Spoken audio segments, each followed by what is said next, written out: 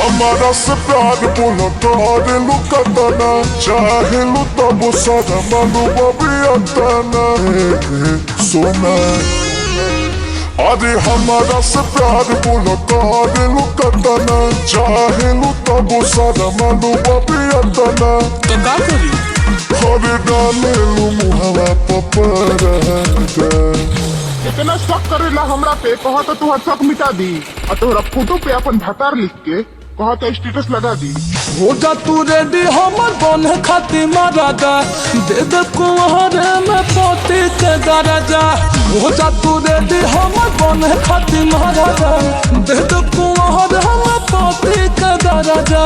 कहो का सोचे तला अरे सोचेंगे क्या चलो तो हाथ बोलो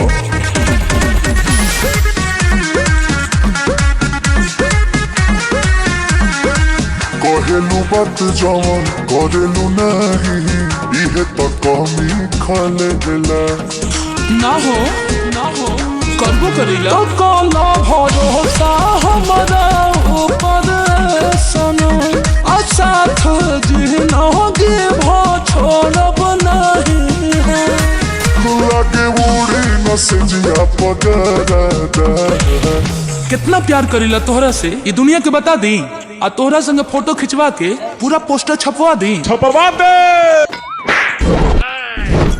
यही से कन के फेरा में ना पड़ी। अरे तू बोलो तो हाँ हो जा तू रेडी हमर बने खाती मराजा दे दे कुंवर में पोती के दराजा। हो जा तू रेडी हमर बने खाती मराजा दे दे कुंवर में पोती के दराजा।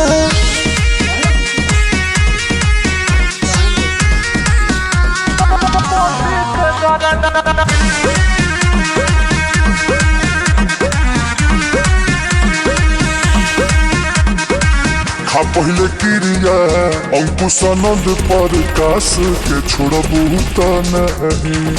अरे ना हो कबो ना तो मानिले हम तो के जहानों से ज्यादा अलग सदम दुनिया कहीं का दादा।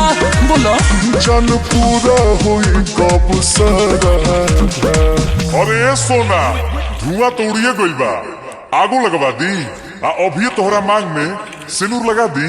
हो जा तू रेडी हमर बने खाती मराजा दे दे कुंवर में पोती के दराजा। हो जा तू रेडी हमर बने खाती मराजा दे दे कुंवर में पोती के दराजा। प्रेम दिल से कैले रही यही से हमरा आस रहे पति तू ही बनबा ई पूरा विश्वास रहे।